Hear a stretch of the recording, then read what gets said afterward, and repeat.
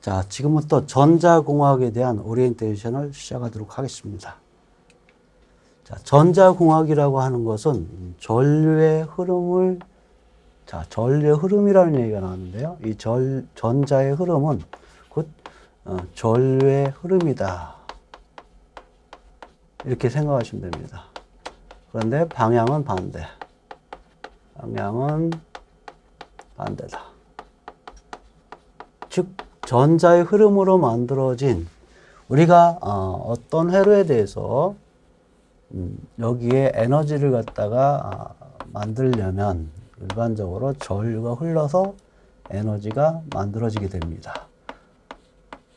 자, 에너지는 바로 T를 곱한 그런 부분이죠. 그래서 전자의 흐름으로 만들어진 전기 에너지를 사용해서 우리 생활과 밀접한 다양한 제품을 연구 개발하는 학문 분야가 곧 전자공학이다 라고 보시면 돼요. 그래서 모든 동작은 전류의 흐름에 의해서 발생이 되는 그런 부분입니다.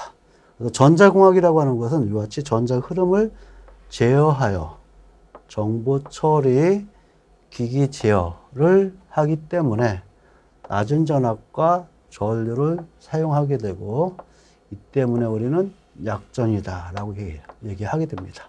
여기서 약전이라고 하는 부분은 뭐하고 비교하게 되냐면 전기공학 쪽에서 다루는 부분하고 비교가 돼요. 그래서 그 부분에 비해서는 잔압이 상당히 낮은 부분이기 때문에 약전이다. 그 전자공학이라고 하는 것은 전자의 흐름에 의해서 제어를 해서 정보를 처리한다든지 기기를 제어하기 위한 그런 전압을 갖다가 사용하게 되는데, 자, 이런 부분을 갖다가 우리는 약전이라고 하더라. 그래서 이런 부분을 다루는 학문이다라고 해도 말이 되는 그런 부분입니다. 자, 전기공학에서는 우리 전자공학하고 전기공학하고 상당히 많이 혼동되는 그런 부분들인데요. 처음에는 전기공학이라고 했었습니다. 자, 그런데 우리가 진공관이 발전하면서 우리는 결국은 전자공학이라는 부분으로 우리가 이제 분류가 되는 그런 부분이었었죠. 자, 그래서 전기공학은 발전기, 송전기, 전력제어나 응용을 다루기 때문에 높은 전압을 사용해서 우리는 강전이다. 그래서 전기공학하고 전자공학의 차이점은 약전이냐 강전이냐 가지고 우리가 구분을 하게 되는 그런 부분이라고 볼 수 있겠습니다.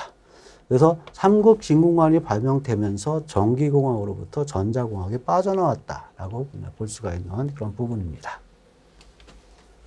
자, 그러면 전자공학에서는 어떤 내용을 갖다가 다루는지 그 내용에 대해서 한번 살펴보면은, 일단은 진공이라고 하는 것은 결국은 공기가 없는 부분을 갖다가 뜻하게 되는 그런 부분이고요. 고체, 전개 또는 자개 내에서 전자의 이동을 이론적으로 분석하고 연구하는 그런 분야가 바로 전자공학이다. 자, 그러면 여기에 관련된 환경 내에서 전자 소자라든지 장치 등을 갖다가 제어하는 기술을 갖다가 개발하고, 자, 각종의 소자들을 이용해서, 자, 이쪽 같은 경우는 수동소자라고 얘기하죠. 수동소자. 수동소자와 능동소자. 자, 능동소자들을 갖다가 이용해서 우리가 모델링을 한다. 즉, 결국은 어떤 소리냐면 이런 특성들을 갖다가 우리는 모델을 만들어서 우리가 나중에 모의 시험을 갖다가 하게 됩니다. 모의 시험, 시뮬레이션이라고 얘기하죠. 가상적으로 이제 실험을 해서, 자, 이 부분이 정말로 동작이 제대로 된다라고 한다면 우리가 제작하는 그런 부분이 되겠고요. 이런 모의 시험을 통해서 결국은 부분적 회로를 갖다가 만든 다음에 이거 갖다가 조합해 가지고 대규모 회로를 만드는 그런 형태라고 보시면 되겠어요. 그래서 전자공학이라고 하는 것은 여러 소자와 장치 지열을 위해서 우리가 시뮬레이션을 하고 그걸 조합해서 우리는 전체적인 회로를 만드는 그런 부분이 바로 전자공학의 하나의 예다라고 볼 수가 있겠습니다. 그래서 각각의 이와 같은 소자들을 갖다가 우리는 모델링을 하게 됐죠. 그래서 모델링이라는 건 등가 회로로 갖다 만든다라고 생각하시면 됩니다. 거의 유사한 특성을 갖다가 만들어서 결국은 시뮬레이션, 모의 시험을 통해 가지고 정말 동작이 되는지 확인한 다음에 각각의 부분적인 것을 갖다가 조합을 해서 대규모 회로를 갖다가 만드는 그런 분야가 바로 전자공학 분야다라고 얘기할 수 있겠습니다. 자, 그 다음에 전자공학은 한 가지만 전자의 흐름이라는 그런 부분에 의해서 진공 또는 여러 물질 상태에 따라서 이거 갖다 우리는 이제 좀 용어적으로 매질에 따라서 이런 표현을 갖다 많이 하죠. 물질에 따라서 전자의 전기적 흐름과 빛과의 상호작용을 갖다가 제어하는 분야도 바로 전자공학에 속하게 되겠고요. 그 다음에 전자공학과 물질에 대한 물성을 갖다가 이제 연구하는 부분이 이제 한두 군데가 아닐 겁니다. 그런데 최근에는 이런 부분들을 갖다가 우리가 융합시켜서 융합이라는 표현을 많이 쓰죠. 융합. 모든 특성을 갖다가 다 포괄적으로 포함시켜가지고 우리가 개발하는 그런 분야가 바로 전자공학이다라고 보시면 되겠어요. 결국은 전자라고 하는 부분이 들어가게 되면 뭐하고 연관되어야 되냐면 제어라는 부분하고 연관이 됩니다. 전자 제어를 통해서 어떠한 것을 동작을 시킨다. 자, 그래서 우리가 제어 파트 부분이 바로 우리가 전자공학 파트다라고 생각하시면 됩니다. 동작에 대한 뭐 기계라든가 아니면 전기 쪽에서 모터라든가 여러 가지 그런 부분들이 있는데요. 이거 갖다가 제어하는 부분이 바로 전자공학에서 할 그런 내용이다라고 볼 수 있겠습니다. 자, 현대 전자공학의 추세는 우리가 전자 부품을 만드는 그런 부분도 있고요. 전자 소자를 이용해서 만들게 되는데 대부분 전자 소자는 바로 반도체를 이용해 가지고 여러 개의 기능을 갖다가 포함시킨 그런 회로에 대해서 우리가 제어를 갖다가 수행하는 그런 부분이 현대 전자공학 추세다. 아까 제가 말씀드렸던 것처럼 전자공학은 대부분 제어를 하는 부분을 담당하고 있다라고 볼 수 있겠습니다. 자, 그 다음에 이와 같이 현대 전자 회로에 관련된 부분과 전자 소자에 관련된 부분에 대한 연구들은 결국 우리는 한쪽 분야만 한 것이 아니라 여러 다양한 분야를 갖다가 포함시켜서 포괄적으로 포함시켜서 융합되면서 진행하는 그런 추세다. 즉 전자 회로, 전자 공학만 알면 되는 것이 아니라 다양한 분야를 통해 가지고 융합을 통해 가지고 우리가 개발하는 그런 형태로 진행되고 있는 것이 바로 현재 전자공학의 추세다라고 볼 수 있겠습니다. 그렇기 때문에 하나만 하면 되는 게 아니라 다양한 형태의 부분을 갖다가 우리가 아는 것이 좀 좋다. 그럼으로써 거기에 필요한 부분에 전자공학이 항상 포함되어 있다. 이런 얘기를 할 수 있는 거죠. 자, 그렇기 때문에 전자공학은 어느 분야이든 간에 빠져서는 안 되는 그냥 분야라고 우리가 볼 수 있겠습니다. 자, 그럼 전자공학의 교육 분야를 한번 보죠. 우리는 전자공학에서는 주로 어떤 교육을 갖다가 하게 되는지. 첫 번째, 이제 반도체 및 전자 물리 분야에서 우리가 이제 교육 분야가 있겠고요. 회로 및 VLSI, 이것은, 대규모 집적 회로다. 대규모 집적 회로. 집적 회로. 그래서, 다음과 같은 형태로 우리가 회로를 갖다 구성하는 교육 부분. 그 다음에 정보통신 시스템 분야. 자, 이거 갖다 응용한 분야라고 생각하시면 됩니다. 그 다음 레이저 및 광학 분야.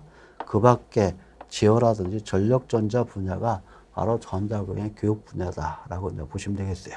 그래서 이번 시간에는 교육 분야 중에서 전반적인 내용으로 어떤 것들이 있고 어떤 내용들이 있는지를 갖다가 살펴보는 그런 부분이 이번 전자공학에서 소개할 그런 내용이다라고 볼 수가 있겠습니다.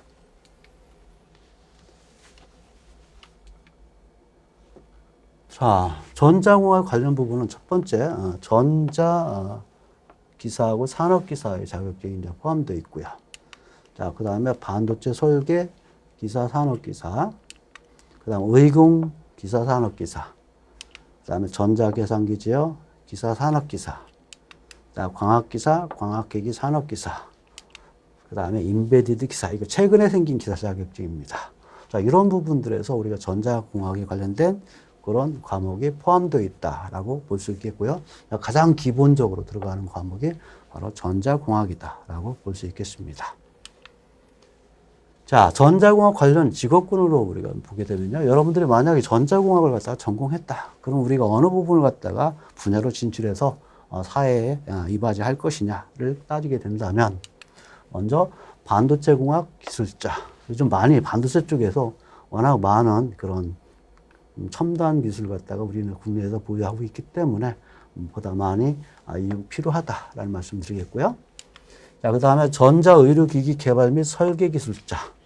자, 그래서 의료 쪽에서도 우리가 전자 쪽이 빠질 수가 없는 그런 부분입니다. 그래서 거의 3분의 1 부분은 결국 의료에 대한 원리를 갖다가 전자 쪽에서 다 제공하고 있다라고 볼 수 있겠습니다.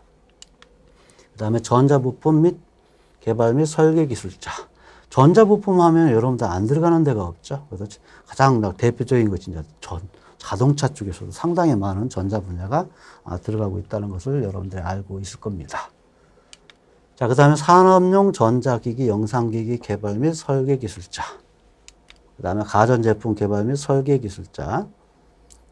가전제품이라고 하면 다양하죠. 여러분들이 알고 있는 그런 가전제품 이외에 뭐 스마트폰 같은 경우도 여기에 속하는 그런 부분이라고 볼 수 있겠습니다.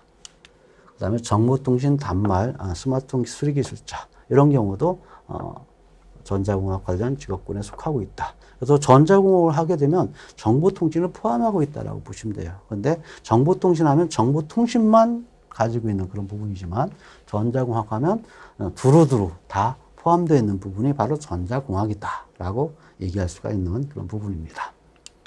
그 다음에 전자제어계측 기술자 및 연구원. 그 다음에 전기, 전자 시험 기술자.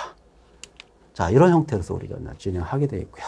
자, 이번 전자공학에 대해서 강의 내용은 크게 제가 기초 전자공학 분야하고 특수장치 및 시스템 분야하고 이 두 가지를 분리해가지고 강의를 진행할 예정입니다. 자, 첫 번째, 전자공학 분야 같은 경우는 모든 시작은 바로 전자 흐름으로부터 시작되는 그런 부분이에요. 그래서 원자부터 시작하죠.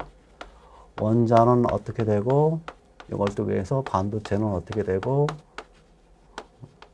자, 이렇게 이제 시작을 합니다. 자, 그렇기 때문에 원자로부터 반도체가 형성이 되고, 이걸 통해서 다이오드가 나오고, 다이오드를 통해서 트랜지스터가 나오고, 다이오드를 통해서 FET가 나오고, 자, 이 FET를 통해서 직접 쾌로가 형성되고, 이런 형태의 흐름을 가지게 돼요.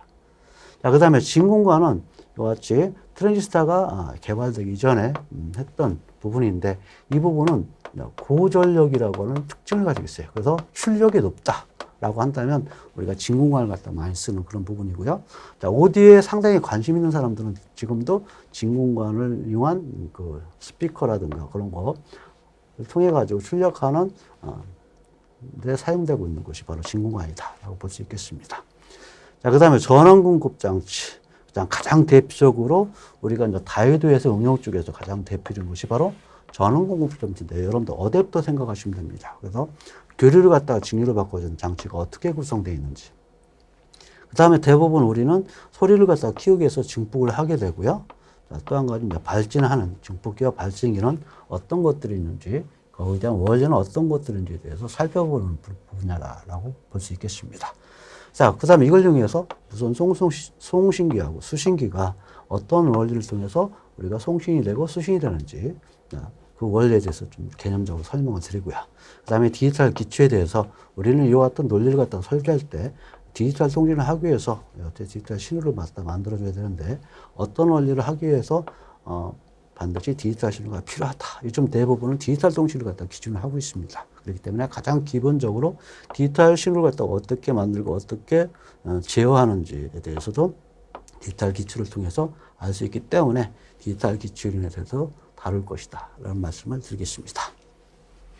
자, 그러면 다시 한번 설명드리면 전자공학의 기초 분야 부분은 반도체 부분, 다이오드, BJT, FET, 그 다음에 집적화 IC, 진공관, 전원공급장치, 증폭기와 발진기. 여기까지가 가장 기본이죠. 그래서 여기부터는 응용이다라고 볼 수 있는 그런 부분이고요.